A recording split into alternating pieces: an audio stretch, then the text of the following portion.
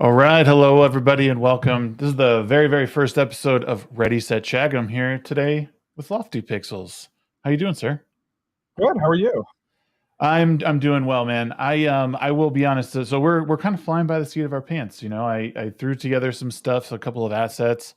I know what I want to do, and I think the first couple episodes are always like a trial by fire. Like make sure everything is going well and things are operational. You know. Oh yeah. I mean, it took me.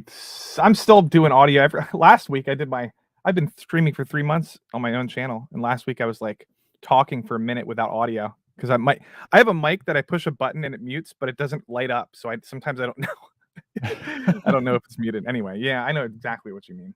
You got to figure all these things out. Right. Well, thank you, man, for taking the plunge and being the very first person on the show. It's exciting.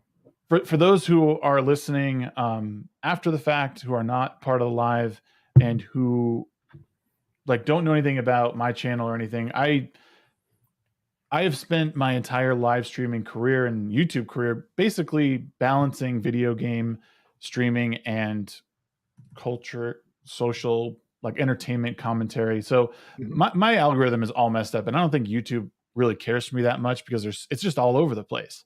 But I needed a place that I could start talking with people on a regular basis. And I used to do a show a couple of years ago, and I really focused on like artists and people who were creating content.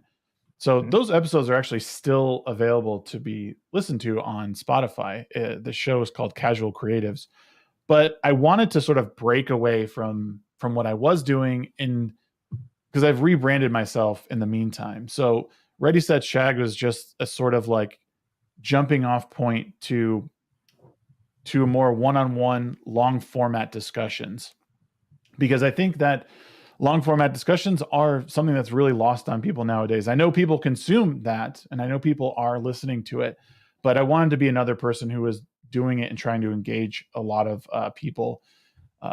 Again, over a longer period of time, not just in short form, not just in a big panel show, but again, as a sort of one-on-one sit down, get to know them, and a little bit of their history and where they might be going. Now, what I will say, and is for those who do come in, I will be kind of looking at the chat, but this is mainly for myself and the guest, and to converse and sort of discuss certain things.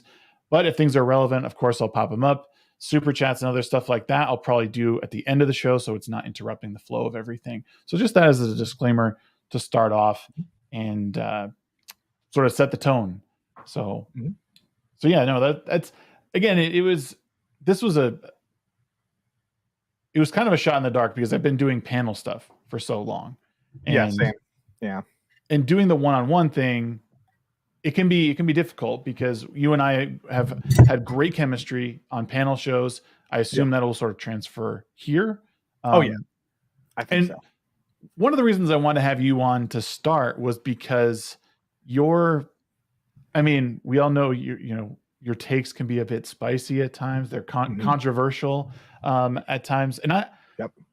I've come to realize that in the fellowship space, I'm a lot more open-minded on things and tend to want to hear what people have to say. So if you have a controversial take, I might say, well, I agree with him to an extent, but I would like to sort of hear the more nuanced side of it rather than just shout you down and call you an idiot. Yeah, or like, you know, a tweet that doesn't necessarily sum up everything that I have to say. Because a lot of the time, people will take a tweet and then extrapolate their own interpretation of it, and they'll be like, "Oh, that's a terrible take." When if you just talk to the person, they can break it down, and maybe it makes more sense. You know, in a conversation. I just, yeah. Well, so before we get too much into that, I wanted to start off with a question because I don't know why it was like the first thing that popped into my head this morning. Yeah. And it's a question that I think we're all faced with at some point, or we think about it at some point and try and apply it to ourselves and wonder if we are in this state of mind. But what do you think, like just in your own opinion, is the key to happiness in life? I think, from my own experience, I think it's probably pursuing some sort of goal that you find pleasure in, whether it could be anything, but the pursuing of the goal part is probably what I find to be the most enjoyable. When I'm at most like peace, I guess, in life is when I'm like, when I think I want to achieve something, or I want to do something, and like the act of like pursuing it, if that makes sense. Right.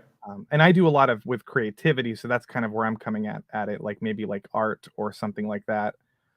You know, writing a book, or, you know, putting together a podcast, something that you have to put your own energy and like personality into it, and then you're not just sitting. Yeah, I think that would be a good definition. I could Are say, you writing a book right now?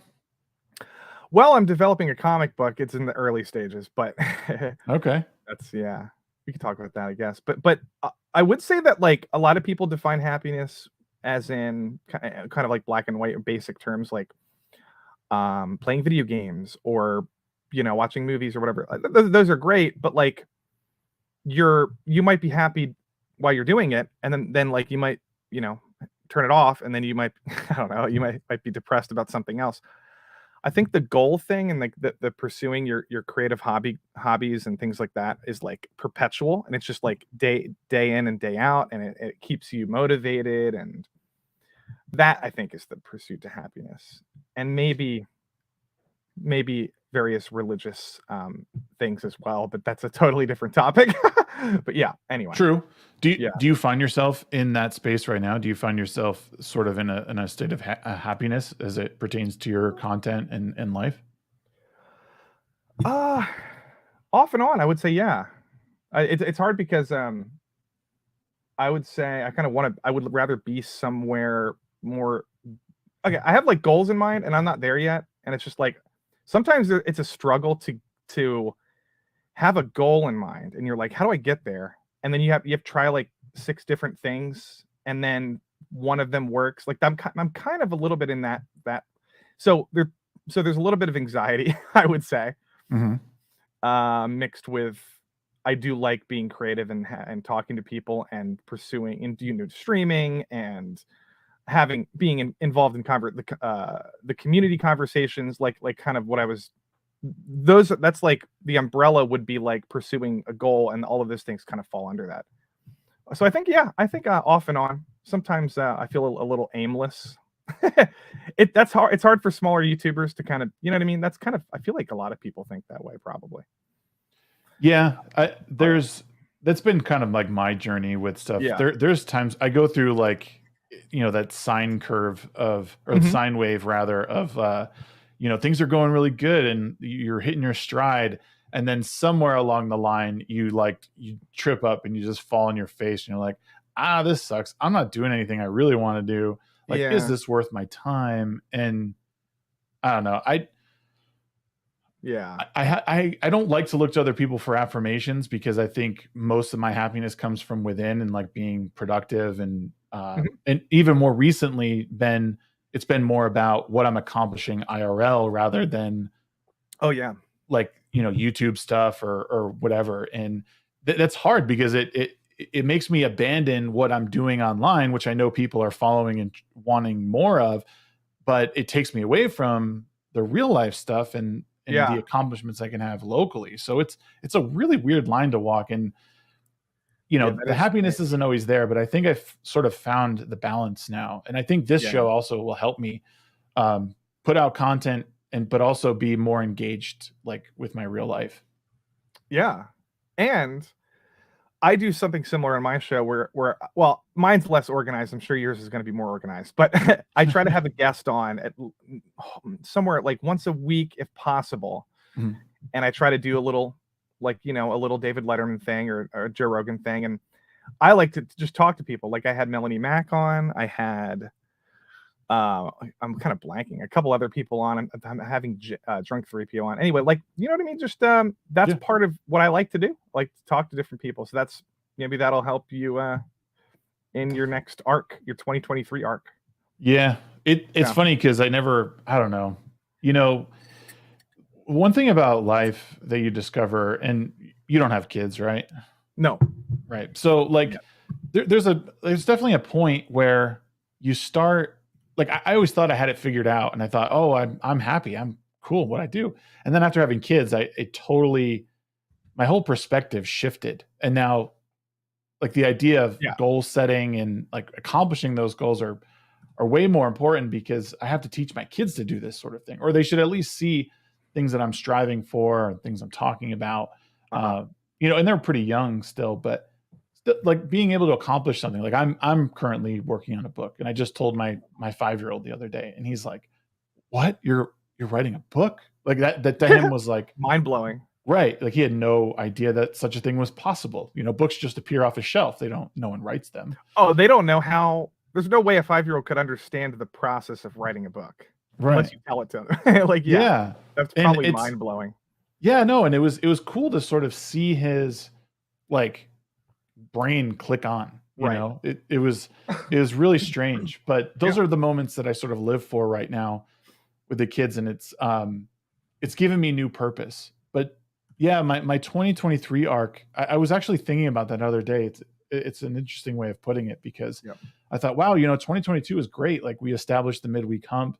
I got monetized on YouTube, and like that was pretty much the goal. And now I'm like, well, what about 2023? I haven't really sort of set anything yet, other than some like flimsy, well, I hope I get to 5K, you know, subscribers on YouTube. And, you know, I have like that ranch bath stream I have to do because of my own stupidity. But, you know, it's like that's it. You know, what's next? So it's tough, because there's work involved. And I think people forget that, you know, when they look at someone successful in the YouTube space or anywhere, they think, I just want that end goal. They don't understand the process in between. Like, what do I have to do to get to that place? And it's a lot harder than people realize, and it takes a lot of management. Yes, it does take management and coordination and creativity, because then you have to, like, you know, you have to plan ahead. You have to like visualize what you want to see, and then just do it, you know? Yeah. Like, visualize what your podcast is going to look like, and then figure out how to make it look like that. Yeah. Yeah. And oh, go ahead. Sorry. No, yeah. And then just like any other project like that, like your individual podcast, and then your midweek hump podcast has its own little kind of, you know, aesthetic vibe to it. And then, you know, and you want to stand out. So you got to, in order to stand out and be unique, you kind of have to be creative, really. I mean, I feel like everybody in our space is pretty creative. Yeah. Everyone has their own little thing, and unless you stumble upon it, like, unless you're just a crazy personality, that you just start talking and people are just like captivated by like how bizarre you are, which is very rare. I mean, I feel like Sam Hyde kind of falls into that category. Like, he could just sit in front of a camera and not be creative at all, and people would watch him, you know? Right. So, but not a lot of us have that. Yeah. Yeah, I think that's the difficult part is I think well, I need to. You're always having to iterate on what you've done before, right? Like Mhm. you're in competition with yourself, really. I mean, you Yes. have to watch what other people are doing, but you need to just, okay, we have this podcast now. What did I do wrong in this one? How can I improve on the next episode with whoever the next guest is? Or Yeah. oh, I saw some errors or some mistakes I made in the title card. Like I need to fix those because it only makes you better. And I think people are clued in on that too. Yep. Yep. Every now and then I notice things that are quote unquote wrong or I don't like with another stream or with opening Yep. credits or ending credits, and like, well, I got to do better than that. Like I need to be aware of the things that I'm doing. Usually, what I do is say, I'll be like, what do I want? What's the perfect? I think I can't remember if it was Stephen King might have said something like this, but it's like he's like, I read his On Writing novel, or his book on writing, and he described how he kind of discovers the stories as though it's an archaeological dig, and he's like digging them out, almost like buried bones or buried fossils. Yep. And he's not necessarily, and Tolkien says very similar things, by the way. He's like, these stories are already written, and he's kind of grabbing them out of the air. So I can't remember the quote, but that's kind of how I feel about putting anything creative together. It's like I'm not like coming up with these ideas. I'm thinking, well, what do I want to see that hasn't really been done before? Where like what things could be smashed together that would be cool that I haven't seen before. Right. Maybe some podcast that I like has like a too long of an intro, and I'm like, maybe a shorter intro would be better. But like, I'm not really coming up with these ideas. I'm just reacting to what I think, what I'm visualizing. Right. That's kind of how art works, I think. Yeah. No, that's true, especially because you got to run it through your own filters. That's one of the beauties you have of to art. be your own audience also. That's kind of what I was trying to get at. Like you have to be your own. You have to enjoy your own content, basically. And it's like, if you enjoy your own content, chances are a lot of other people will, because unless you're like some weirdo, then but those people tend to be very original and interesting, and then maybe like they strike some sort of cult following. But you have to connect with, like, if you like something, chances are other people are gonna like it too, and you just have to like find those people, basically. Yeah.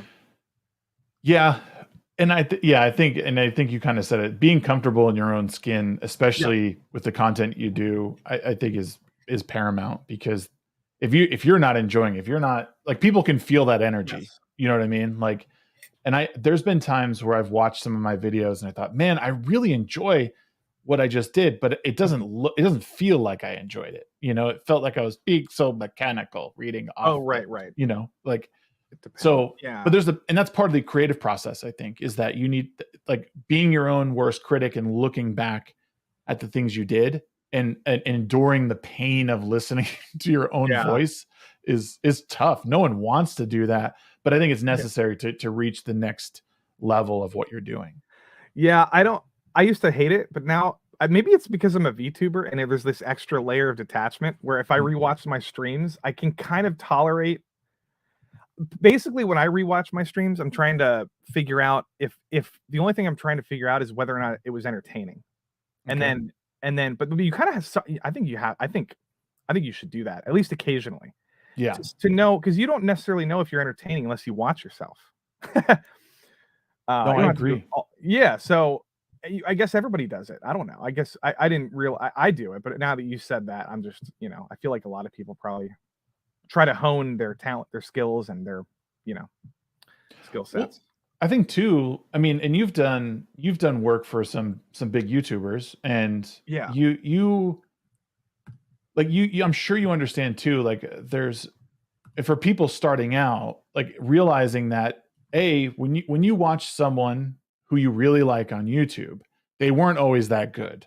Like, you could go back and look at these videos from 3, 4, 5 years ago, and they're cringe to watch sometimes, because they're finding their voice, they're finding their editing. And as someone who does editing, like, you can combine images and cut things in ways that make things flow much better. Yes. And a lot of times too, what I've noticed is, putting in like the B-roll in there is there to support the creator in making it all visually appealing, So Yeah, I guess absolutely. knowing that people should know, like, it's not just about the end game. Like, you look back at where people were and how they've sort of progressed and gotten to where they are. Yeah, it's noticeable with people like Angry Video Game Nerd, maybe as a good example. Over time he's gotten much more. Well, a lot of YouTubers, like, if you go back and watch old Charlie, like Moist Critical videos, they're just him and they're kind of bad. Yep. But now he's got a very professional stream set up, and his room is always clean. And yeah, I notice it with filmmakers too. Like, if you watch their early content and then compare it to their newer stuff, it's like, yeah, it's for sure. Yeah. So you had mentioned, I kind of want to go back to you. It seemed like you were trying to get away from it, like, or you thought it wasn't important, but you had mentioned like religion in the beginning. Are you a religious person? Yeah, I grew up. Well, I went to a Nazarene church for a while, and then various other churches. I would say, yeah, I'm a spiritual person. There's parts of religious dogma that kind of bother me, but for example, well, I would say, for example, like biblical literalism sometimes gets in its own way. It's like people are trying to justify the age of the earth, and then they're trying to use that kind of logical breakdown of the Bible to attack scientific theory about how old the earth is. I'm just giving examples, but like literalism kind of, it's like, it bothers me because in general, I don't think a lot of that stuff matters. I don't think it's important whether Jonah was actually swallowed by a whale or not. It doesn't affect you. It's much more about relationships, relationship with God, relationship with other people, building a community. All that stuff is way more important. I guess that's kind of an example where religious dogma gets in the way, and then like people. And then there's like social things that bother me too. But yeah, but I'm definitely spiritual for sure. And I base a lot of the things that I think about on my spiritual journey. Some political things. I try not to, though. I try not to get too religious with my politics. But yeah. How about you? Yeah, well, I would consider myself a spiritual person. I spent a lot of my life like agnostic, and I don't know, like, I think I'm on the same page as you. Is like, I think this is a really great framework for how you should probably live your life. And I think that religious literalism is annoying, when people like, well, in the Bible, it says, like, you should murder people who are redheads. And it's like, well, I mean, then ignore that part. Like, that's obviously irrelevant. The message here being, like, there's many great lessons in there. And I'm not saying, I'm not saying I know that something didn't happen or whatever. And I believe in, I believe in Jesus. And I feel like that I'm more or less talking about the Old Testament stuff, but I think New Testament's a bit out there. And then like some of the more poetic things in like Genesis and like a lot of I see a lot of it as like a very allegorical in certain ways, but I don't know, I've never really had a deep conversation about that kind of stuff.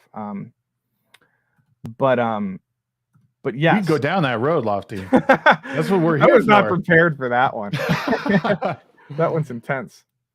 Well, I think people have sort of lost their way on how to balance things in their life. And what I've noticed a lot with my friends on the left is, when things come up regarding God or Jesus or a Republican referring to God, they default to that, religious literalism, where it's like they take everything right out of the Bible as like verbatim, word for word, this is what it means. And it's like, you and I both know you're being intellectually disingenuous at this point.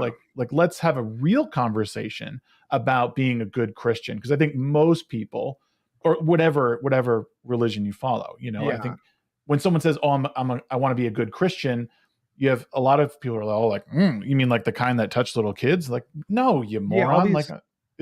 All these different. Well, another one is when people say, I also get annoyed when people attack religion for stupid reasons too. Yeah. Like, for example, when they say thoughts and prayers are irrelevant, and I'm like, and then people on the left always say this stuff, like, thoughts and prayers, oh really?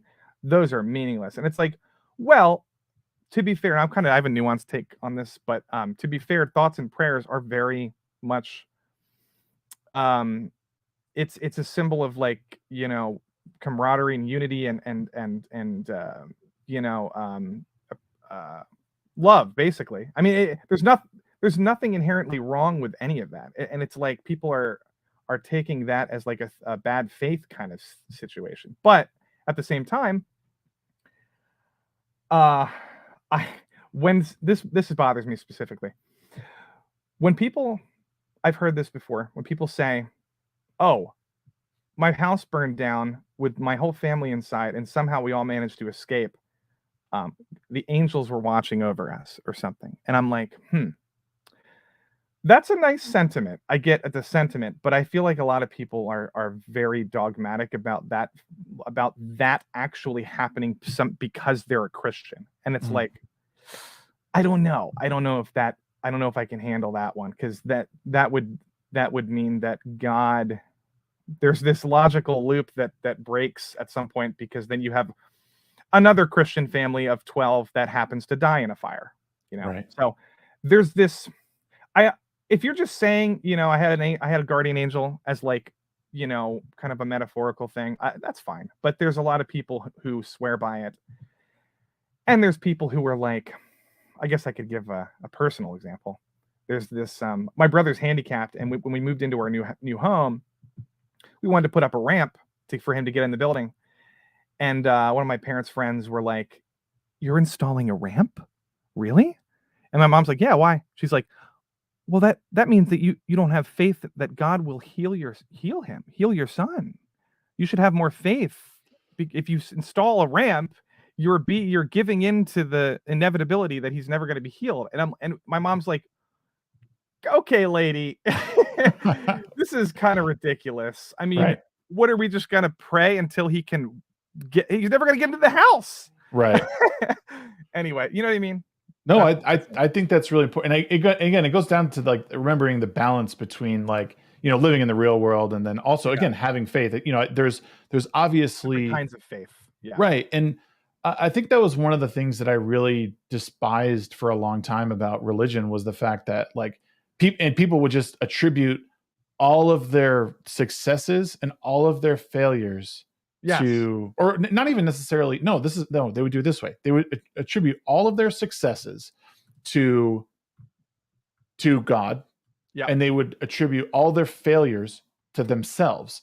And I just thought, like, how, like, can't you, like, isn't it more empowering to say, I did this thing. I made a YouTube channel and got monetized in less than a year.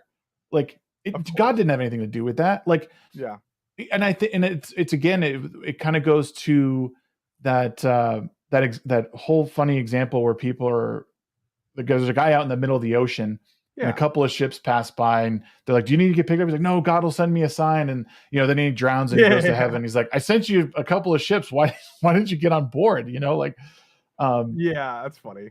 Like, they're actually expecting God to, like, reach down and pull them out of the water, when and again, you can balance the two, and you can pray, and, like, you're praying to him for that inner strength. Like, give me this strength to pull myself out of this funk, give me a problem that I can solve. So it might not be too hard in the beginning, but then I finally get it, and then the next problem will be that much easier. You know what I mean?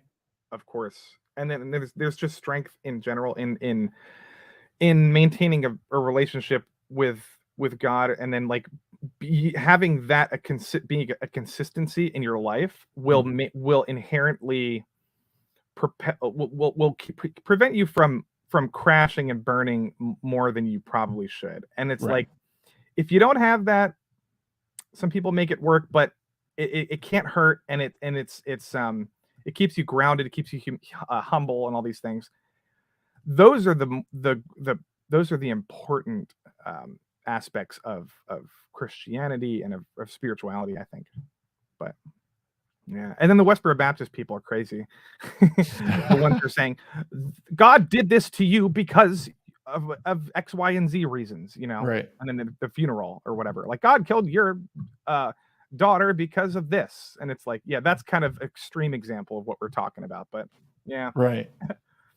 It's I wish people had, you know, and it's funny because you see the same sort of behavior with people online, you know, like a lot of like the Twitter artards for better, for worse, like they act like these the Baptist church, like, you know, they act this very same way, and it's because I want to be like, you don't act like that. You don't need to be. And even some people within the fellowship circles, you would think like, just calm down, man. Like, you don't need to act like that. Like, it's okay to like something every now and then, or it's okay, you know, like, I don't know. I can't even come up with an example, but I see it everywhere. But yeah, the whole Twitter mob thing sometimes is like, it's like I'm watching a crazy religious sermon, and these people are just, you know, at the top of their lungs, and oh my God, like, so bad.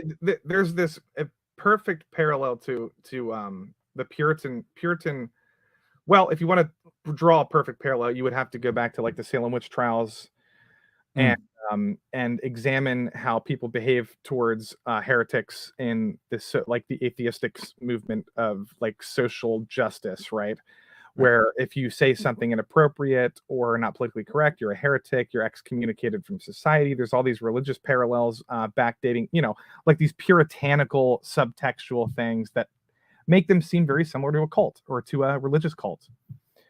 And it's like, you know, J.K. Rowling is dealing with this right now, and even like you were saying, even within fandom communities, people can be very religious in what is allowed to have, what opinions you're allowed to have, what opinions you're not allowed to have. And that blends into a totally different conversation, which is like gatekeeping and like making sure that certain people, because you got to gatekeep to some extent, right? You got to gatekeep your hobbies to some extent, right? But you don't want to do it to the extent where anyone who disagrees with you is not like not allowed in your circle or something. You know, that's an interesting conversation, but yeah. Do you? Okay, well, let's shift gears a little bit away from the religion thing, and so we're kind of like working our way there anyway. You've been known for some controversial takes, I think, and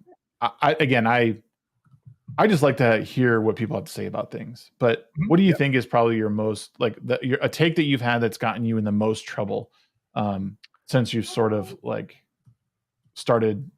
I guess I don't know. Like I guess I started interacting with you shortly after you left the employment of the quartering, and it seems when you became really active on Twitter and stuff. So, well, actually, you might be thinking of a different thing. I only started, so I left the quartering in January of 2023. So really? Okay. Yeah, that's when I left the quartering. I think you might be thinking of when I started streaming and we hired a second editor. Okay. Yes. But yeah, I've been streaming for about a year and a half, maybe. I would say, yeah, I mean, sometimes on Twitter you'll have different controversies than on YouTube, for example. I would say, in terms of like, I mean, I've been gotten in trouble on Twitter for having opinions about like transgenderism and race and things like that. But but in terms of the fandom, in terms of like just being a fan of stuff, it can get a little tribal sometimes. And I happen to like the pilot to Rings of Power, and that was a big I got a lot of DMs from people, and that was a big no-no in this community. It's almost like saying you like The Last Jedi. It's like, well, you should, you know what I mean? It's kind Yeah. of what it was. That's kind of what it felt like. Right. Not that I like The Last Jedi, but that and the Multiverse of Madness and Moon Knight kind of were the triple feature in my bad take history on this platform. Those are rough, man. Yeah. It's rough to defend.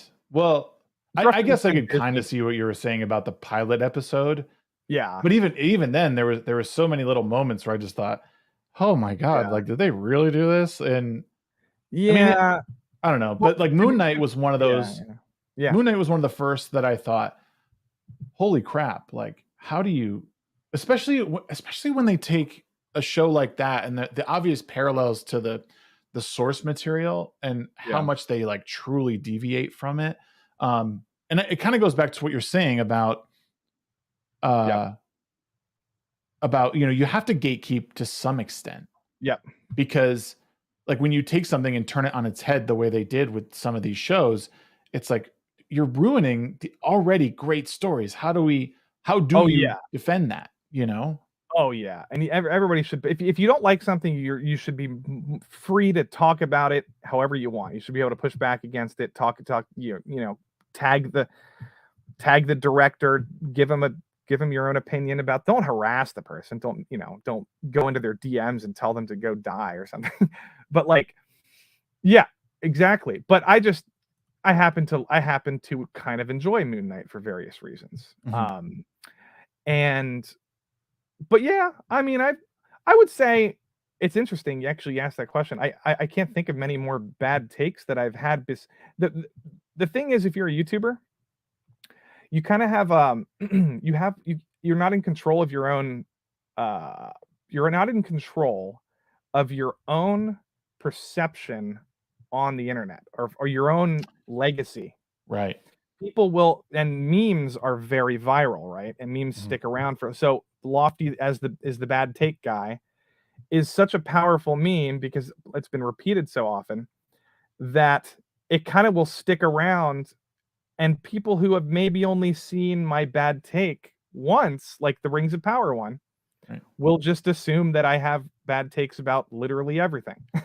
So are you You know? this is a question. What? Do you believe that it was a bad take or are you Oh, I know it's sticking? controversial. Okay. I It's hard because in hindsight is always a thing. When I finished the season, I was like, "Yikes!" I'll explain it quickly. Take I as long do as you like need. You don't need to do it quick. I do, yeah, I like the pilots of Lord of the Rings, and I'll tell you why. Two reasons.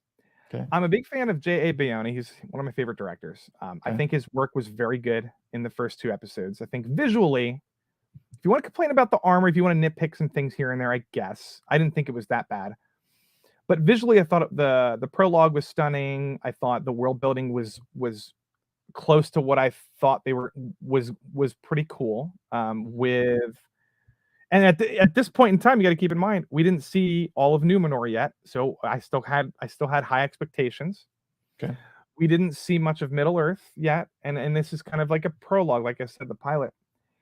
In hindsight, all of these things that I was like, okay, I like the pilot because I think I know where they're going with the story, and I kind of like the setup.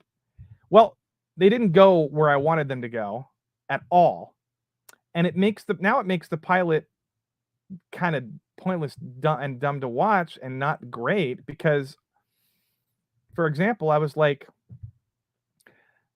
I wanted Sauron to be a much more focused presence, manipulating people throughout the entire show, and I thought that's what they were going to do Mhm. after the first two episodes. Yep. They ended up not doing that, and that's why I think the rest of the show sucks compared to the first two episodes. But Do you think that yeah, but yeah. do you think that, with such a big deviation, so they couldn't use anything from the Jackson Yep. trilogy, or the Jackson trilogies rather. Or yeah. So do you think when a studio is in that sort of position, Yep.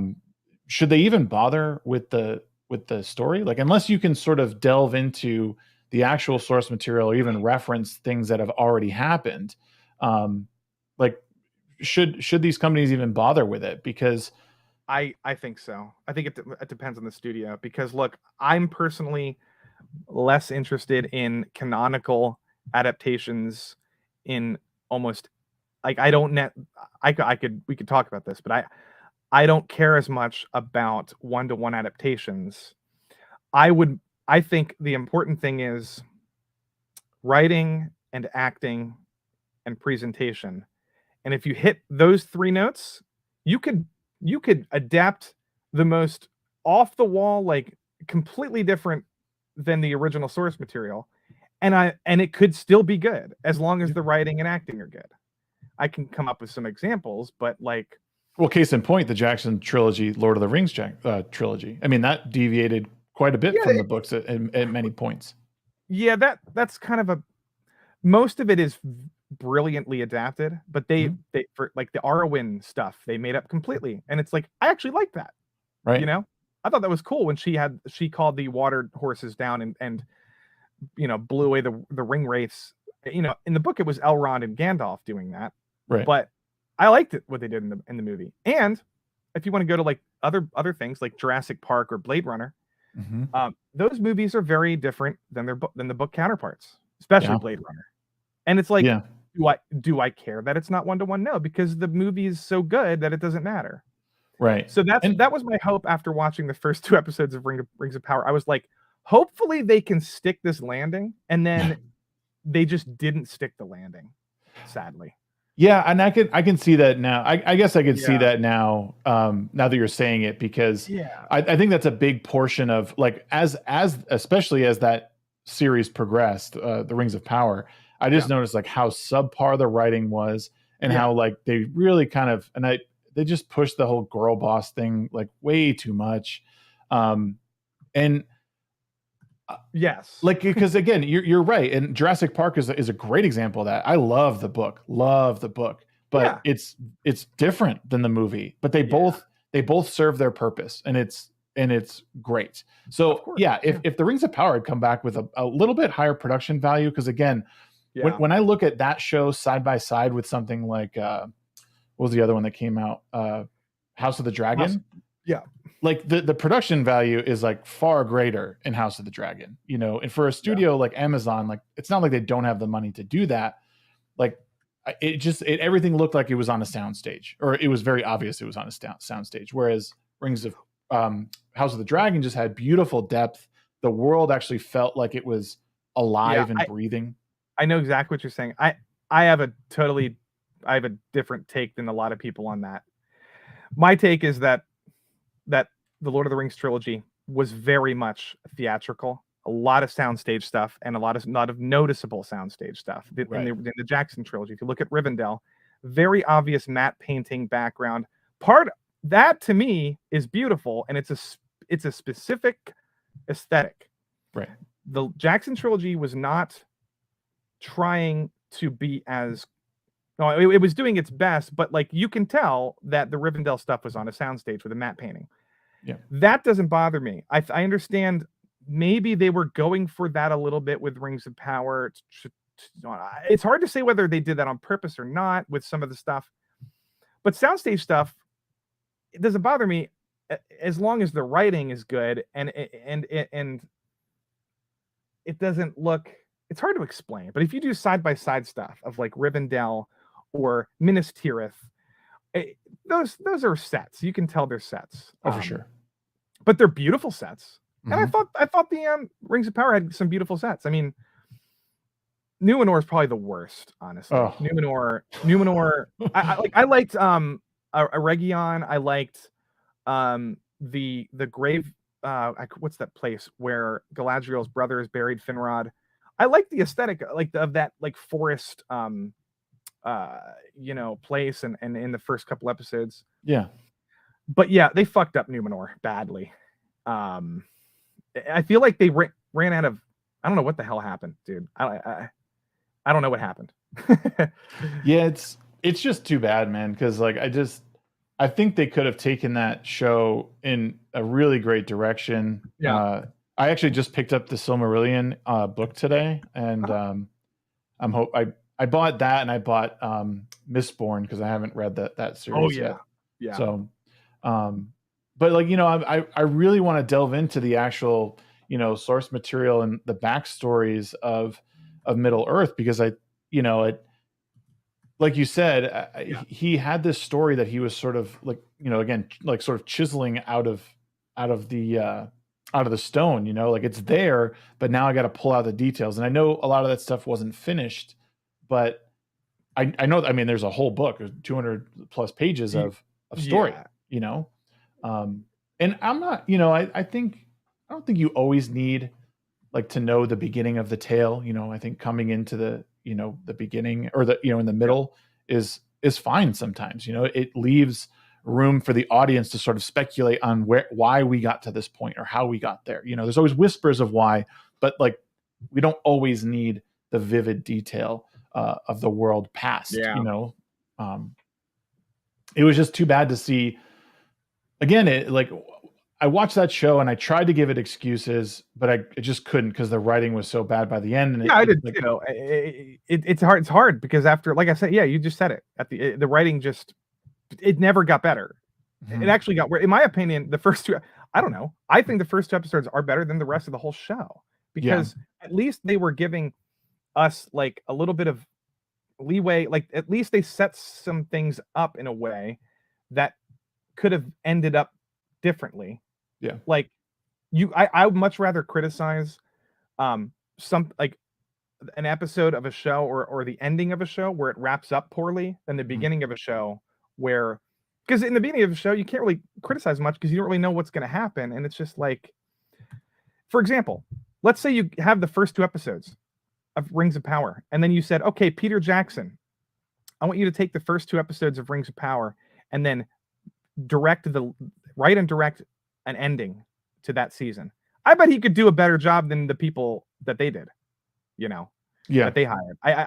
I think a lot of people could write a better story. And it's like, even with the first two episodes, because they set a lot of stuff up that was like explained way later on, they could have explained it differently. They could have done the whole mithril thing, could have been a ruse or like some sort of fake Sauron manipulation thing. Instead, the mithril, somehow they changed it so that the elves are dying and they need mithril in their bodies to stay alive. Like that, I thought that whole time, I was like, that's actually a really cool way to explain how Sauron uses manipulation. Yeah. And I was like, that's going to be explained later where Sauron was just manipulating them the whole time. Nope, it was not. It was straight up just some new lore they invented.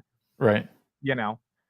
So this, like I said, the setup doesn't bother me as much as the payoff. Right. That makes sense. But well, no, of course, because I think that's what everyone's waiting for. Like, I think people, in some regards, in the fandom especially, like we cover it because it's lucrative, but also because it's like we want to believe that this is good. Like it can be good. The payoff, maybe it'll be there. And now it's become a joke, right? Like all the subverting our expectations. Like it's in every Nerdrotic video. It's in every critical drinker video. Like they always talk, they use it as, it's a pejorative at this point, that it's just not there. The subversion of our expectations, like we already know what it is. It's nothing good. It's not, we already know it's happening. So, that's true. But we also have to be, this is maybe why I get the reputation, because sometimes I don't buy it. Sometimes I don't buy that's what they're doing, or that's necessarily a bad thing, or maybe there's somewhere my bad takes come from. But like sometimes subversion of expectations is a good thing. Like look at Joker. Okay. Yeah. That movie, there's some subversive things about it. Now it was doing a taxi driver thing. But look at the ending of that movie. We were rooting for a crazy psychopath to shoot an innocent person in the face. Right. That is a subversion of expectations in terms of how you're supposed to, relate to a protagonist. And it's like, that's not normal. It's kind of fucked up. Yeah. But they did a great job with that. And Tarantino talks about that. He said that was like an excellent use of subverting expectations. And but there's clearly a pattern. And you know what Mark Millar actually today said something about this on Twitter. He was like, Hollywood's got to stop attacking the fans and intentionally going out of their way to like, subvert expectations and fuck with their, their hobbies. Hollywood's got to stop it. And he pointed to Mario as an example of why they should stop, because Mario's making a lot of money right now. So, yeah, I think that's and I just, sometimes, for example, I think the Moon Knight thing, I got in trouble for it. Not in trouble, but people like bad take, because I don't think it's quite as feminist, as much of an MCU situation as people were saying it was going to be. Well, I think the issue, I think obviously where they get that is how like she saves the day, and he, like, if you know anything about Moon Knight, like, he's a brutal hero, man. Like, he is. Oh yeah. Like, he's borderline anti-hero because of and how a lot of the runs he just, like, I mean, he rips a guy's face off. Like, I mean, yeah, they were very safe with the first season of Moon Knight, and that's fine. Yeah. It's based on the Lemire run. Well, at least that's what I gathered from it. It's based on the Lemire run from, I think, I forget what year, but it was 2012, 13. Yeah. And where he's in a psych ward basically, and he's trying to reconcile all these different personalities, and he's actually trying to eradicate them, but sort of in the end he has to bring them all together to defeat his adversary, and they left out an entire personality, and they used that as a way to set up like season 2. I know.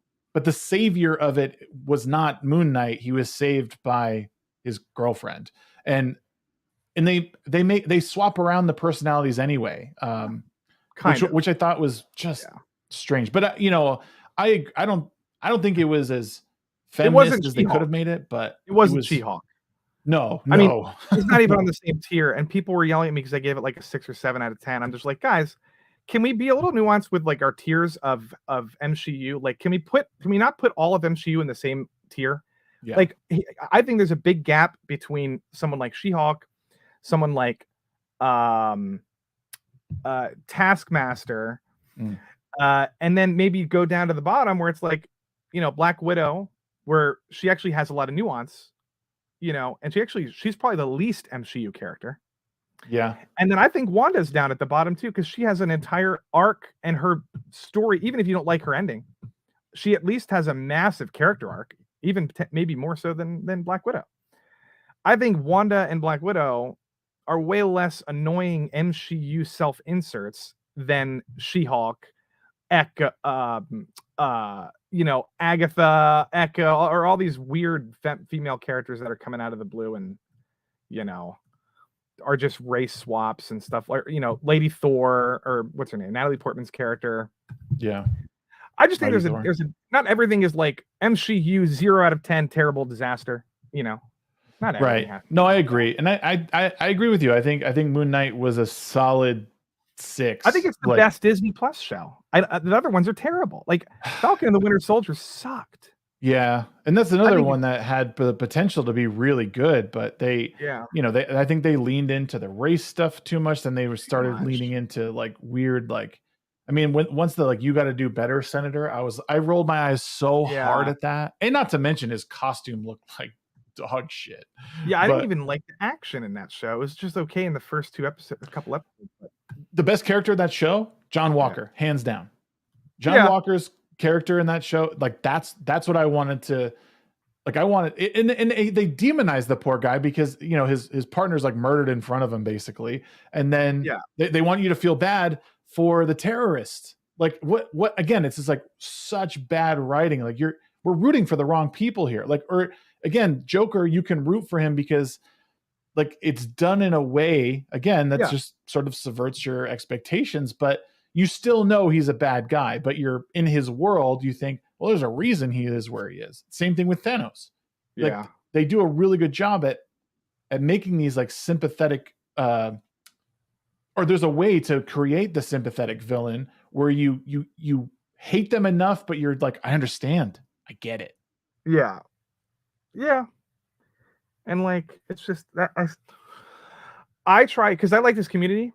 One of the main things I like to do is I like this community a lot, and I want it to be better than what it is. Yeah. Because then everything can be better. Everything can be better. And I think sometimes people in this community get a little bit too or over. The pendulum is like they're just shoving it in the furthest possible direction. They're just like, some people are like, everything's woke, everything's feminist, everything is, and it's like, sometimes I'm just like, well, okay, Mario's not woke. Can we we're the people that are calling Mario woke are making us look stupid. They just are, in my opinion. It's like, Yeah. we don't have to say everything is woke, because then they go, oh, the fandom menace hates Mario, but not really. Only like a couple people do. It's like, you know, I mean, I try to push personally, back against that stuff, because I think we are more nuanced when it comes to media literacy, and I think the people, generally speaking, the left is way more like, they lift up things that are based on instead of merit, based on like diversity and inclusion, and then or yeah, diversity and inclusion. Like, they will go out of their way to praise something that has shallow, repercussions, and not. And what, generally speaking, what we want to do is rate it based on the merit, or talk about it based on the merit of the show and the writing. Right. Generally speaking, that's why I like the position that's why I like talking to everybody in this community. Right. The trouble becomes, and this is why I wanted to set up this show and kind of have you on as a lead guest, because I would almost guarantee that a majority of the content creators that are making, sort of inflammatory content, against the MCU and all that stuff, if you sat them down in this setting, it would be a different conversation that you could sort of like I think to an extent it's an act, and hey man, if people can make money how they want to make money, and a lot of the content creators out there in the fandom are good at what they do. They're passionate about their stuff, but I there is a conversation to be had about a lot of this stuff, and I think they're capable of doing it, but it's not in their best interest, right? It's not in their best interest to let their guard down and say, Lofty, you're right. Like, Rings of Power episode 1 was pretty good. That would implode their fan people base. do that with The Last Jedi. If you say anything's good about it, your people look at you weird. Even though I kind of liked that salt planet, I thought it looked cool. The battle at the end. Oh yeah, for sure. Visually, that was a cool. Visually, I thought the lightsabers were incredible sound design. Like, J.J. Abrams is way better. I will say this right now. Another hot take, quick, and then you can go back to we'll go back to your whatever what you were saying. The sound effects. J.J. Abrams is a better filmmaker than anyone currently working on any Disney Plus Star Wars show. I think the Disney Plus stuff right now is so cookie cutter, mediocre. Anybody in Hollywood could do it. You don't need talent to do what they're doing on Mandalorian. You don't need to Obi-Wan, Boba Fett. I could fucking direct an episode of it and it wouldn't matter. I think JJ brought at least some interesting ideas, not maybe visual and audio I'm talking about, not necessarily writing. But I thought he did a good job with the lightsabers and with the sound effects and with a lot of the fast-paced, pacing and things, at least in the first movie. I don't know. Right. Better than anyway, go ahead. No, I was gonna say I'll agree with you. I don't know. See, the thing is J.J. Abrams has given us some good things that I've enjoyed. I just don't. And I get it. You have to separate what they're good at and what they're bad at. And I think you're right. I think his sound design is great. I think a lot of the visuals in the sequel trilogy were good. Yep. Again, like, and especially I can't think of his name all of a sudden. Adam Driver's character. Why can't I think of his name? Kylo Ren. Kylo Ren's lightsaber. Like, every time he turned that thing on, I just thought, wow, that's how maniacal that thing is. Yeah, and I like the hyperspace thing when Admiral Holdo fucking went into hyperspace and blew the ship apart. Visually, that was cool. It didn't really make much sense. Right. But visually, it was stunning, and that was Rian Johnson. So it's okay to not think everything that you watch is the worst thing you've ever seen. It's okay. You don't have to be. Maybe it's a pet peeve of mine. I don't like when people are theatrical with their reactionary stuff. I like when people have a variety of nuance to it. Not everything is the worst thing you've ever seen. Like save it for like, oh boy, like what was the worst thing I've seen lately? Probably maybe Boba Fett a couple episodes, or She-Hulk. Mandalorian's gotten pretty bad She-Hulk, Mandalorian. I mean, like save it for like CW and stuff. Like not everything is the same exact quality of awfulness. Yeah. Just a pet peeve of mine, but do you consider yourself a contrarian? No, I don't think so. I've never had an opinion that I don't have, actually. The only way I can see it, maybe I'm a contrarian, is that sometimes I will pick certain battles because I think it's worth pushing back against. Like when I see everybody praising Sonic the Hedgehog, I chose that. I was like, you know what? I'm going to be a contrarian here, even though I'm not actually. Here's this: when people think of the word contrarian or shill, they think somebody who is lying about their opinion just to be different or to be reactionary. Or a shill is somebody that's actually lying about their opinion just so that they can shill for a corporation or something. Right. Part of that is like lying about your opinion because you're like, I'm not a contrarian in the sense that I don't believe what I'm saying. I believe everything that I'm saying. It's just sometimes I'll push back. Like I said, when Sonic was getting 95% on Rotten Tomatoes, I'm like, guys, this is a mediocre video game adaptation, and we're starving for content right now. And a lot of you guys are overrating this movie. And wait till Mario comes out; it's going to be way better. And guess what happened? Mario's way better. And now it looks in retrospect like people overrated that Sonic movie to an extreme degree. Oh yeah, I mean, and you know what I mean? Yeah, well, just totally. I mean, I watched that movie and I thought this is entertaining, right? My kids like it. Yeah. Like, but I wouldn't call it an objectively good movie. Yeah. It was fun. The first one was pretty fun. The second one, like it was just, I think we talked about it on your show last week. Like it was just too long. And Jim Carrey is like not enough game content. Right. No, exactly. And then, I know I'm like kind of in my own category with the Super Mario movie. I find it to be like a near perfect video game adaptation. Yeah, sure. But it was I think it's because my expectations were met. Like every bit of my expectations, like I wasn't overhyping anything. I wasn't thinking I was gonna be bad.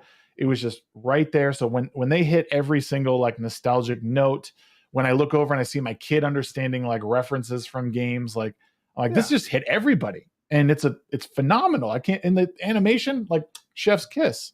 Yeah, I agree. It's just on another level. That's why I think we should have higher expectations for Sonic. I think Sonic has way more potential than the movie versions that we've got, and I think the same about Detective Pikachu and Pokemon. Right. But as far as I don't think I'm a contrarian. Just sometimes I'm annoyed by certain talking points that I find are overrated, and then I'll push back against them. And it might sound like I'm a contrarian because everybody's copying and pasting the same talking points, and I'm not. You know what I mean? Yeah. Maybe that, and not a lot of people are in our space, really. I mean, there's a lot of fans, but there's really not a lot. It's not like we're, I might know like 20 people in our community personally. So it's like I want to give a perspective that doesn't always get shared, especially when something is underrated and everybody's talking about. This is why I watch a lot of indie films. I think I would rather talk about those sometimes instead of the pop culture stuff, but that's a different conversation. But no, I mean, I think going back to the classics or independent stuff, because I think or like art house stuff is, where the really good films are, because there's a passion for it. Whereas I think a lot of the mainstream stuff is just like they're movie mills. Like, oh, we got to put this out, and here's another idea, and this will make us money, or it'll keep us afloat. And where I think it's a conveyor belt of normie. it's a conveyor belt of just generic pop culture stuff with an occasionally, awesome, like Dune or something like that slips through the cracks. That's really good. Like modern day pop culture is really bad right now. We're not in a good place, and I know that's Gary's passion, and a lot of people's passion is pop culture. So maybe let that's me all ask they you a want. question. Yeah, go Why ahead. do you maybe you're about to explain it? Why do you think we're in such a bad place in pop culture? Boy. I think it's top down. I think it goes from the politics of how Hollywood is constructed, and that isn't so it's infected by, you could call it woke or just like incompetent people trying to check boxes, and it works its way down to like bad writing and bad casting, bad original ideas being people being afraid to greenlight them and give them money. That's always been a thing, but I don't know. There's also this whole thing of right now we're in kind of a weird reboot phase where everything from the 80s in our childhood is ready to be rebooted. Hasn't that always been what's happening though? Like I've noticed, I was thinking about this the other day because when I grew up, I thought like we're getting, or I used to hear my mom and some of my uncles say like, oh, we're getting like this movie's come back out again. This came out when I was younger, but this will be better. And now we're sort of seeing that again. I think it's a generational thing. I think it'll happen. It won't happen. I think right now we're clearly in a little bit of a bubble, because if you think about all the video game stuff, we're older now. We have kids. It's the perfect time for these reboots to start happening, right? When it comes to reboots in general, with like horror movies or Dune or like other stuff, Disney rebooting all their old content, I think it's kind of a viral. I think it's like a chicken and the egg thing. Like Hollywood is seeing a lot of people go see these movies, and they're making more of them, and audiences are like going to see them because Hollywood keeps making them. It's hard to describe, but we weren't in this situation 10, 20 years ago. I just don't think it's the same thing as like. You said you watched a lot of indie movies. What do you think is the best indie movie of the last 2 years? Of the last 2 years, probably. Yeah, the last couple of years. I mean, give or take a couple of years. What do you think is? I don't watch a whole lot of indie movies, so I'm remiss to say like I need to watch more of them. But what, in your opinion, for someone who keeps their eye on that stuff?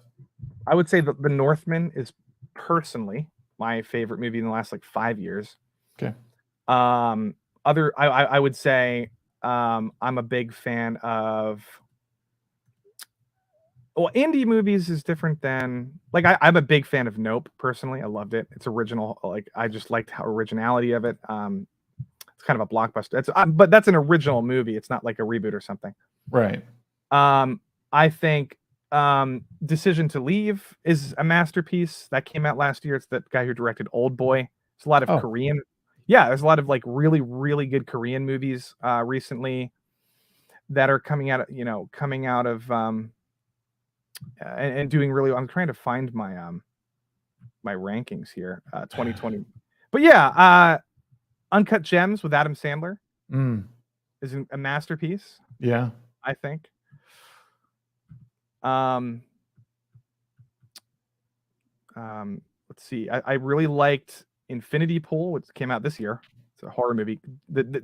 So the guy David Cronenberg, his son, is now making movies. David Cronenberg did The Fly. Oh yeah, dude. So David Cronenberg, yeah, The Fly. He did Dead Zone. He did Videodrome, and now his son's making movies, and he's fucking amazing. That's cool.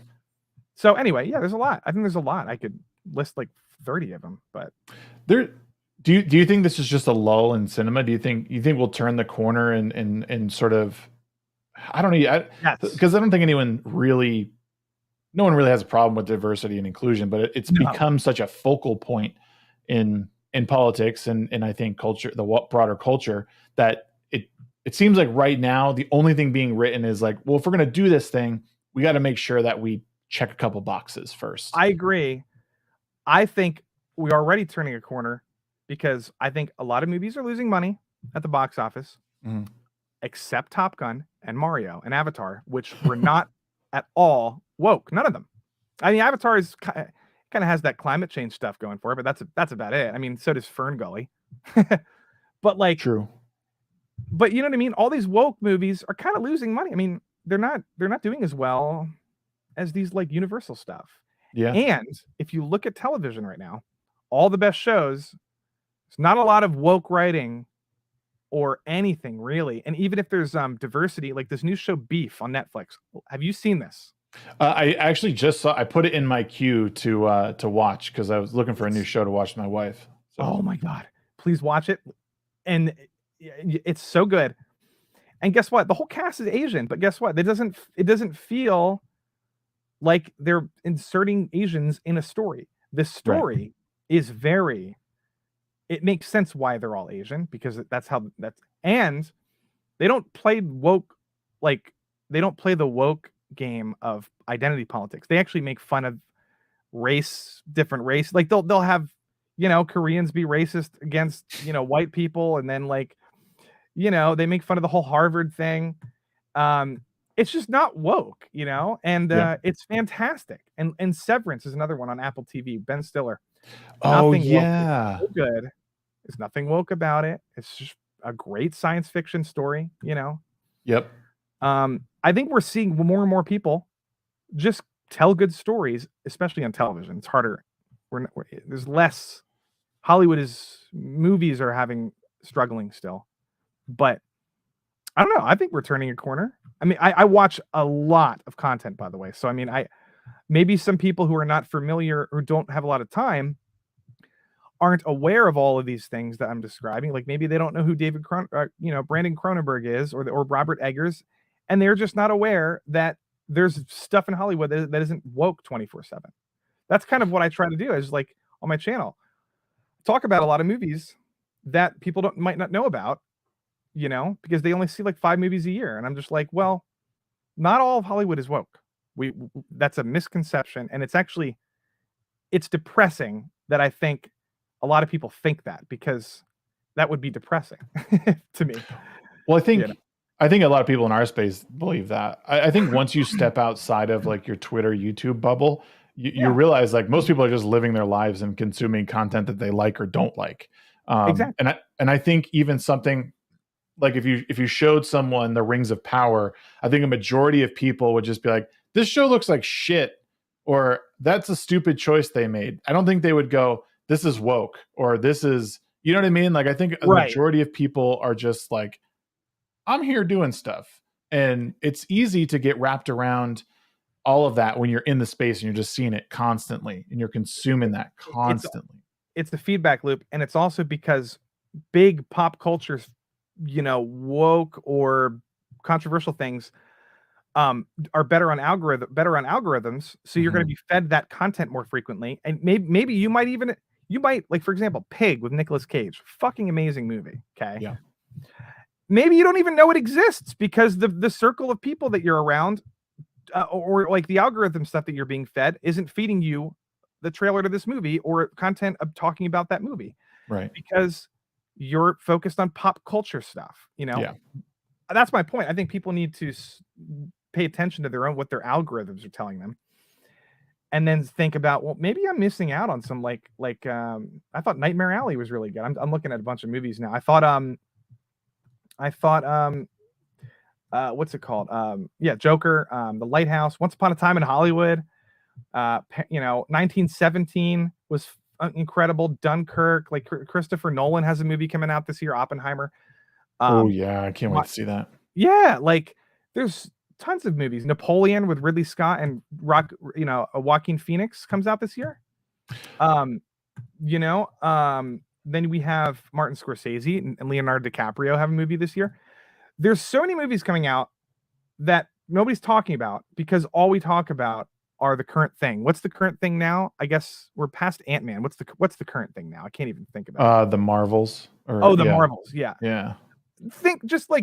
When's the last time you saw your favorite content creator talk about anything but like anything that they actually like or like interesting that they're excited for, and not like just shitting on the Marvels? Right. No, it's funny because I thought about that the long. other day, and like occasionally I'll go back into Drinker's catalog and look at like drinker recommends and stuff like that. Oh yeah, yeah. But I was thinking anyone out. I'm just saying. No, of course. Vibe. Yeah. Well, it made me start thinking about my own content, because I really do like I watched Minority Report recently, so I started actually working up a script that was talking about how Minority Report isn't as good as we remember it, but it's still entertaining. Like it's a fun sci-fi movie, but if we were to look at it the way we look at a lot of like MCU shows or like Amazon shows, we would be ripping it apart now. Like there's a lot of like bad, weird inconsistencies, and that happens. Yeah. But those rose-colored glasses, we look at like back at things, and because again, it's a fun movie. I know it's based on a short story, or but which I want to read. I can't remember. Yeah, but it's just funny because it's a movie I've always liked, but when I watched it again recently with like a fresh pair of eyes, I just thought, this isn't what I remember it being. But it's also sort of, watching so much YouTube content sort of poisons the mind well a bit, and thinking like you have to look at something this way, or you have to see if it's woke, but you don't, you just enjoy a thing. Absolutely. And Mike in the chat said Mario Bros had positivity around it. That is very true, and that's amazing. I think I wish more movies were good like Mario. But I also wish that we could be more positive like that more frequently. I kind of wish Avatar wasn't so polarizing. I think there's a lot of people who were constantly shitting on that on social media who didn't even watch the movie, and they just like shitting on Avatar fans. And like, it's like that movie, it wasn't as bad as, like, it didn't deserve the negative treatment that I think it got. I think it was a little exaggerated, but well, for me, like whatever shit I may have talked on it, I was coming from a place of like, I just don't care. Like I thought the first one was fine, and being so like, I never thought that Avatar needed 5 movies, and the fact it took so long to get to the second one.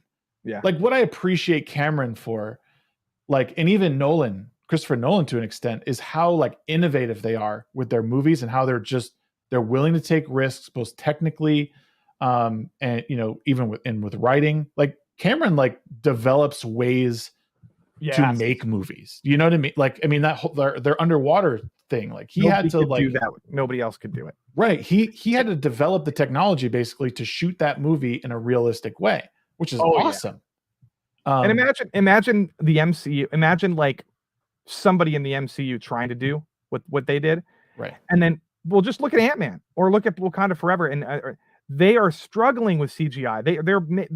They're terrible right now because it's 12 years with James Cameron versus 2 years on a Marvel movie is such an obvious difference. It's so obvious. You can tell the difference. Yeah. And well, even, something like Dunkirk, like that movie is just, again, it's not. And the thing is like these guys make movies not necessarily for the broad audience, but because they love what they're doing. And you look back at stuff that Nolan did early on. We talked about this real quickly in the beginning, the evolution of a director, like looking at where a director was, like Nolan in the beginning, or Darren Aronofsky, and where they are now. Holy moly. Like, especially Nolan. Nolan's. Wait, so what was Nolan's first one? Was it The Following? I think it was like a short black and white, and then it was Memento. That's the one I really remember. I do know The Following, but Memento was like my first intro to him. But then Tarantino was like, Reservoir Dogs, but now we're at, and then which is fine, but it's a small budget movie, $50,000, right? I think paid for by a credit card. Probably he's probably paid for the whole thing on his credit card. I got it mixed up with True Romance. True Romance, he sold for $50,000, and then Reservoir Dogs was also a small budget. Yeah, but now he's doing freaking blowing up, Hitler and like epic big budget, war movie. Right. But no, yeah.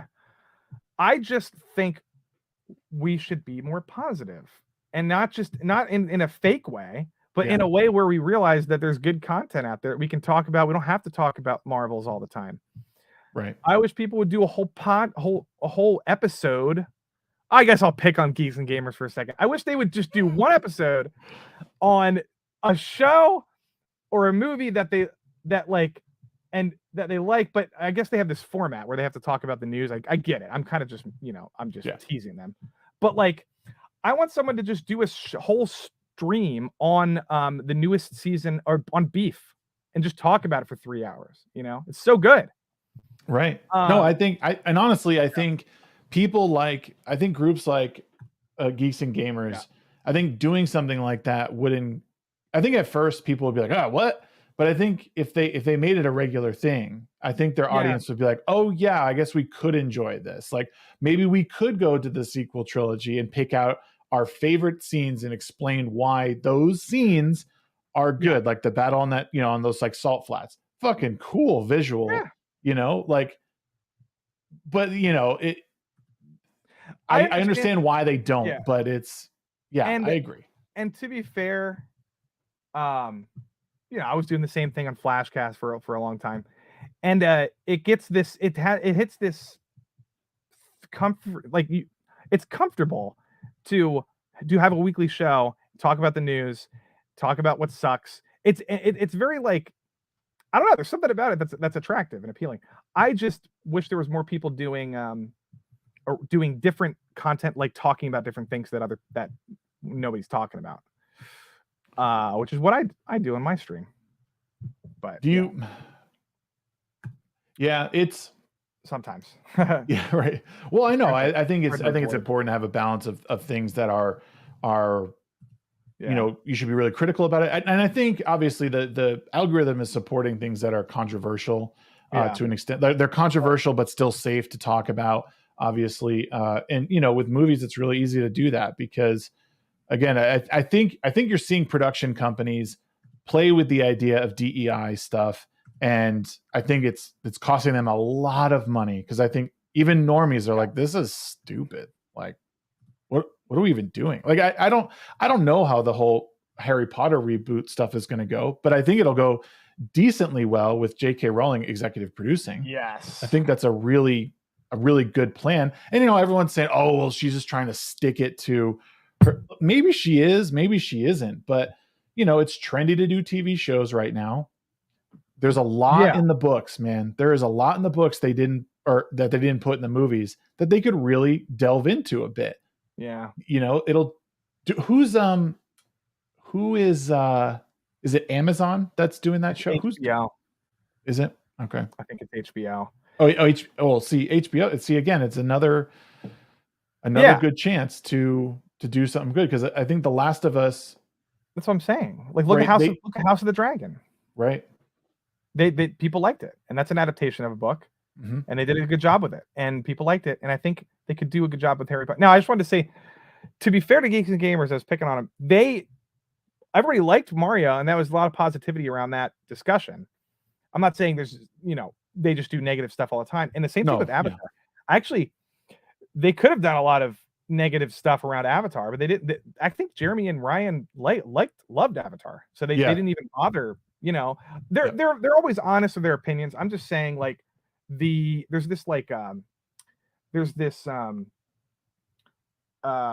what's the word I'm looking for? Where like the machine, there's like this machine that's like, we're all cogs in this machine.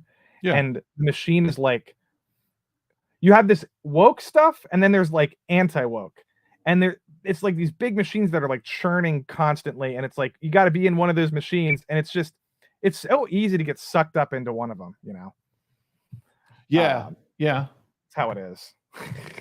And I am certainly not disparaging any. When I reference these content creators, everyone's very, very hardworking in this space. Yeah. I appreciate everyone, like even the people I don't really care for, like they're doing their hustle. they're, I'm not trying to disparage anyone. Their opinions are their own. You know, there's always wishes that we have, because of course I consume that content on the regular as well. And it would be good to see some more positivity and things. I think the same thing. I've always said that, I mean, it's just easier for people to be negative, and you fall into the same thing with, growing up working in restaurants my whole life. Everybody will complain about a restaurant before they'll praise it. Like, anytime there's an issue, how many people are going to go write a negative review on Yelp? Like so many people do it. Nobody writes about the amazing experience they had, at restaurants.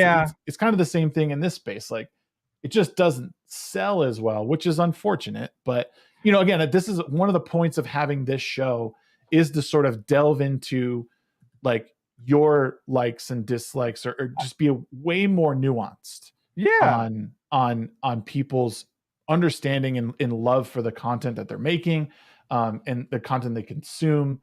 Like that's the point. Cause I know people can open up more. And even on the midweek hump, we had Ryan on a while ago, and it was really cool to sort of like get him out of his element and talk to him and get him to have a opinion that he might not like put out on a video. It's really cool to see.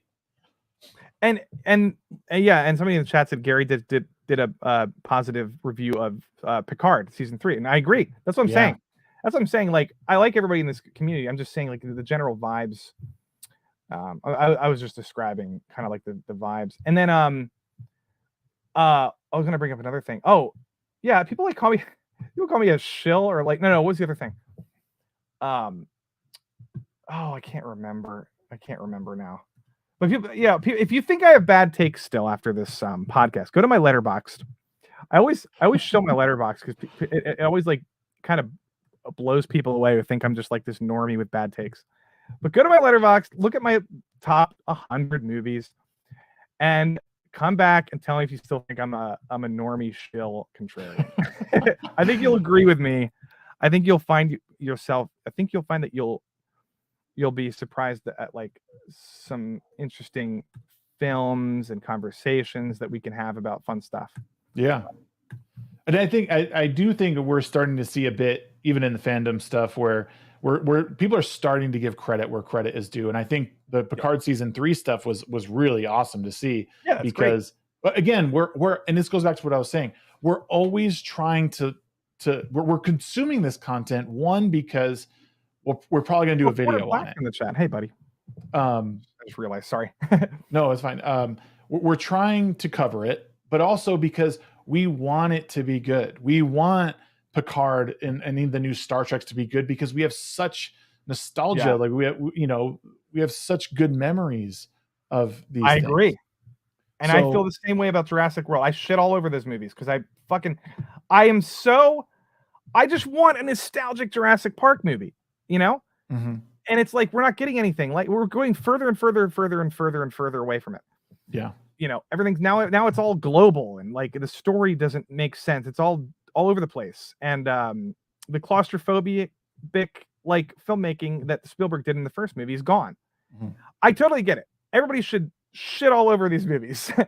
It just, I just think the temperature, just turn it down slightly, Well, yeah, and I think it comes down to the fact too that this is like where it's just sort of this content conveyor belt where no one's really like looking at what's being written. They're just like, well, we need more, and like people like Jurassic Park, so let's do another one. And Chris Pratt's really popular right now. Like let's put him in the lead because everyone will go see that. And then before you know it, like you don't even have a story, or it's just a rehash of what you already had.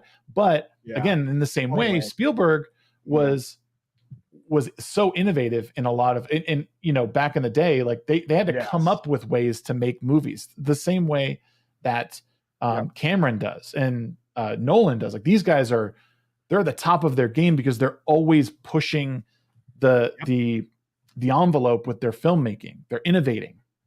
Yeah. And we need innovation, even in pop culture. Excuse me. Pop culture should not be like generic, normie, formulaic stuff. Think about like Jaws when that came out. Okay, that was brand new, never been done before. Mhm. Jurassic Park, never been done before. Brand new CGI technology. They had to invent for that movie. The Matrix, one of the most innovative movies ever made. The Lord of the Rings trilogy. You can go on and on and on. Even Gladiator had some really like interesting, innovative ways of like telling like. Now that's a little bit more formulaic, but it was like the scope of it and like the production value was so epic. Right. But, like it's a comp, and Denis Villeneuve, who's doing Dune Part 1 and 2, is tapping into the same thing, which is innovation in photography and set design, in on-location shooting, which he's doing mainly, and Cameron's doing the exact opposite. But both of them are innovative. Cameron's innovating with, with this technology, Right. and Villeneuve is innovating with how intense a production can be on location, when they film in the desert. Same thing with Mad Max Fury Road. George Miller, that is such an innovative movie, for what it is. That is the key. That's the key. Not this normie conveyor belt stuff. That's why I didn't love the new Ghostbusters movie. I thought it was too safe and kind of boring. The Afterlife one. And then like Disney Plus remake. All these Disney remakes are just fucking paper thin artistic garbage. All these Disney reboots of their own movies. Yeah, it's weird. The reboot thing, I understand. Again, we've had reboots forever, and they always remake stuff, but now it just feels like there was a reason to do it before, and now it's just like, well, we need to check a box, so let's do that, and then let's make this safe. It's like pop figures, dude. It's like Funko Pops. It's like people like them, so we got to make more of them. Right. It's the same thing with these Disney reboots. I'm telling you. But reboots are fine, like sporadically. But I would love original. Imagine think about this. How many Marvel movies have there been in the past 10 years? Oh my God. 30? Yeah. Something like that. Probably. 30, maybe 15 years. 30 to 40. Imagine instead of the MCU, we had 30 to 40 original movies with the same, effort put into them, same budgets and everything. Like we could be getting original, like The Matrix was so iconic because it was original. Like I'm saying, imagine if we had 30 to 40 like movies like that in the past 10 years instead of the MCU. Now, I like the MCU, but I'm just doing a little, thought experiment. Like Hollywood's depriving us of original fun content, and like we're starving for it. Yeah. That's why, you know what I mean? Well, that's why I believe that they should have just ended the MCU stuff with Endgame, and just hard. Again, you don't even necessarily have to end it, right? Like you could just stop and then start making like some one-off stuff that might be tied together, but we don't have to link it to the blip or to any of that stuff. Like just like again, or take a 5 or 10 year break, right? Really, really develop some. Go back to the writer's room, understand what made the Infinity Saga so great, and then start your next because we're in 1 second, because after that, after a nice little 10-year stretch of like planning and writing, like you could go back and make like a whole series on like House of M, for example, or like you could redo the Civil War stuff, but actually bring in all these amazing characters that were in the comics, but like they don't want to do that. They just want, again, it's the conveyor belt. Like just put it out there because people like it. Like it's partially the conveyor belt too, but I think there's another component, which is the hubris of Kevin Feige, assuming that what he's doing is I think he's thinking about his legacy, to be honest. I think he's thinking, I'm going to be responsible for 100 movies in this one cinematic universe, and no one's ever going to be able to come close to matching what I've done. I think it's a little bit of hubris, and I think that's partially why. Do you think maybe that's why they're just going to do this forever? I think that's part of it. And the other reason is that people like it and stuff. I understand that. I still like it, but I mean, I still like the idea of it. If it was Right. good, I would be, going to see it. What's going to happen is they're going to keep doing it and they're going to run it into the ground till it costs them everything. And then they're going to go, oh, I guess this isn't working anymore. And they're going to shut down Yeah. Marvel Studios because they can't make money anymore. Because I Yeah. mean, even normies to an extent, I think are just looking at these movies like, who cares? Like, they're still doing this. Like, my wife doesn't even know. I mean, she's about as normie as it gets, and she's like, I don't even know what these movies are about. Like, I don't care anymore. It's its own industry now. Yeah, It's a separate industry from really the other rest of Hollywood. I want to touch on you had mentioned that you're working on something yourself, and I think this is a show kind of about you, and we've talked a lot about other movies, but if you can, like, can you give us a little insight on, because you're in the early stages of developing your own comic? Can you tell us a little bit about it, or do you want to? Yeah. So I've written screenplays. I would love to. I would love to. Everybody wants to make a movie. I went to film school. I've always wanted to make a movie. I have interesting ideas, I think.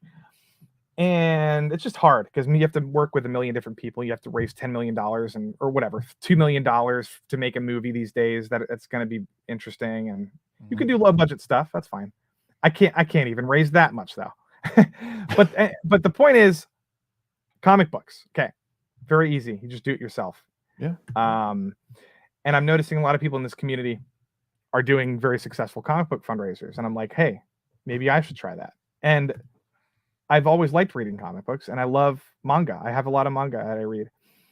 Anyway, yeah, I'm in the early stages of like world building and outlining a cyberpunk horror comic book. Ooh, that's cool. Cyberpunk horror, that's sweet. Yeah, it's a little different. So yeah, I love horror. Actually, sci-fi horror is my favorite genre ever. So Jurassic Park, Alien, Dead Space, those are my favorite things, period. Alien might be my favorite movie of all time. I'm not sure. Alien or Aliens? The first one. First one. It's probably in my top 5. Jurassic Park. Anyway, that's kind of why I gravitate towards that genre a little bit. And then so it's interesting though. It's hard to do. Writing a comic is very this is what I want to have Eric July on my show, or I want to have. I talked with Ethan Van Sciver about this actually. World building is a big process. Yeah. And it's like, if you want to do it right, you got to spend a long time on it. And character development and stuff like that. So that's kind of what I'm working on at the moment. Do you find it hard to sit down and do that? Because yes. I know that for me, like writing my current story, it's often difficult for me to sit down and like hash out the minutia of it. And it's the most boring part in some respects, because you're not actually like, you're putting pen to paper, but it's not like detailed. You're more like, there's this person and this is kind of who they are, and this is the world. This is what this world kind of looks like. And I don't know. It's difficult for me sometimes. I agree. I don't like, because I used to do just much more I used to write on the fly, because when you're writing a screenplay, it's kind of how you kind of write on the fly a little bit. You do have some outlines, but and I went to school for creative writing, so I used to write a lot of poetry, and then there's no outlining at all in that. I don't like outlining. I don't like it, but it's necessary. Yeah. Especially because I'm telling a story, an adventure story. I forgot to mention. It's kind of like an adventure story, kind of like maybe JoJo's Bizarre Adventure is a little bit of a good analogy. Without the crazy humor. Like, there's gonna be humor and crazy stuff, but not but right. So like, for example, I'm writing like character backstories. I'm writing, I'm creating a city, because every cyberpunk world has a big metropolis. Yep. Or like a fucked up like slum area or something like that. And when was the city built, and like why is it function the way it does, and what's the major corporations running the city, and then what's the government, and all that comes into play. Because I guess I could say part of me doesn't want to give too much away, because here's the deal. kind No, of of course afraid. you don't have to. Don't give us too much. Well, but yeah, no, I don't know if it's ever gonna, if I'm ever gonna actually do it. Here's the problem: you have to raise. If people don't know this about the, I don't know about if everybody follows these comic book people like Eric July, Umbrella Guy, Rennie, is it Rennie? Who's doing Fiendish right now? Eric. oh yeah, It takes money to pay an artist to develop the comic before you can even start the fundraiser. yep. And this is the problem that I'm having right now. It's like, okay, I got to pay off my student loans. I am saving some money. Mm-hmm. I just don't want to be like, yeah, I'm making a comic book, guys, and then realize that it's like might be hard to do and it might not happen. So like, but I will say I am writing one at the moment. But well, this is what I want you to do. Yeah. Okay. I want you to stop making excuses for yourself.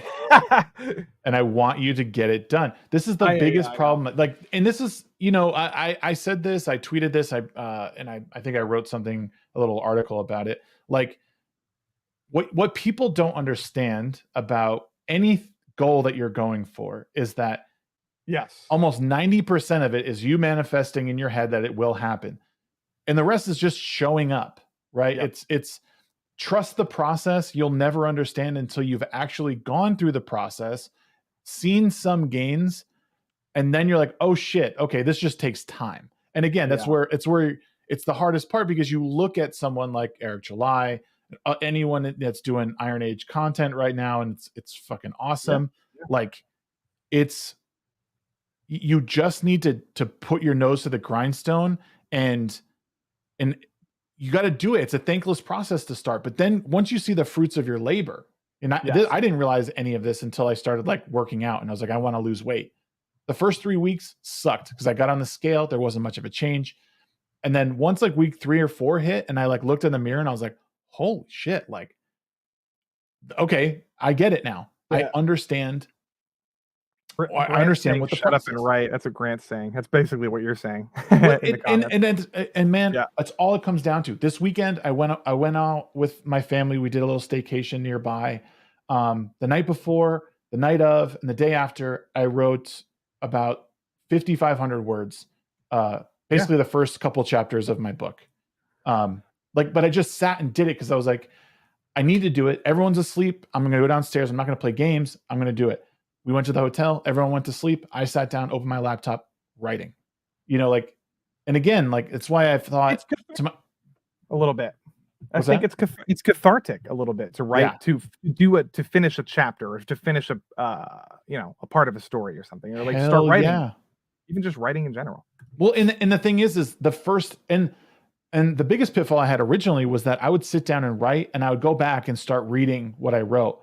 I don't do that anymore. Oh, I know. Because all I do is want to correct. So what did I do? I sent the first 2 chapters to my co-hosts. I said, can you guys look at this? Look for continuity. Look for, just some general like continuity details. Does everything seem to flow right? Yeah. They send back, and that's all I want right now, because I'm going to hire an editor when I'm mostly done. That's going to look at everything. They're going to do the grammar. They're going to do the spelling. They're going to look for continuity stuff. And then I can go back and write. Because if you don't just sit down and write it, which it sounds like patronizing advice, right? Like, oh, shut the fuck up, Shag. Like, I know that. Like, you'll do it, man. You'll feel so good once you get the first couple chapters done. You're not going to want to stop. For sure. And you can always revision and edit later and draft, change. Even if you change whole chapters later, just throw it out. But it doesn't hurt to have more content to chew on than fewer. Because I used to do the same thing, dude. I would be like writing a short story, and I would reread every paragraph until it's flawless, and then I would move on to the next one. And then it's just like, nah, it's not a good way to write. Yeah. Then you get too close. You get too close to your work, and you hate it. And it's better to just get it out, because I mean, I think even Stephen King said it. Like I think he puts it in that book. He talks about how if he doesn't finish it in like, I want to say something like 6 months, he said, like, I think he was kind of saying he doesn't end up finishing it, because he's like, I just go and I write it all down and get it out. Yeah. And you're right. And Yeah, so my thing is interesting. I have a way bigger project that I want to do, but dude, I don't know about you, but I am so overwhelmed with the idea of writing an epic fantasy story. To me, it's my dream, and I have hundreds of little bits and pieces of it floating around in my head. I have an origin. I have magic. I have a magic system. I have Oh a man. pantheon. I have things that I'm creating for this thing that it probably never will happen because it might take me 10 fucking years to write it. You know what I mean? So what I'm doing instead is putting that aside, doing something that I can wrap my head around, which is like a smaller cyberpunk horror story. And it's helping. It's actually helping me be more creative because I'm not as overwhelmed. I can do chapter by chapter. It's a Yeah. simpler story.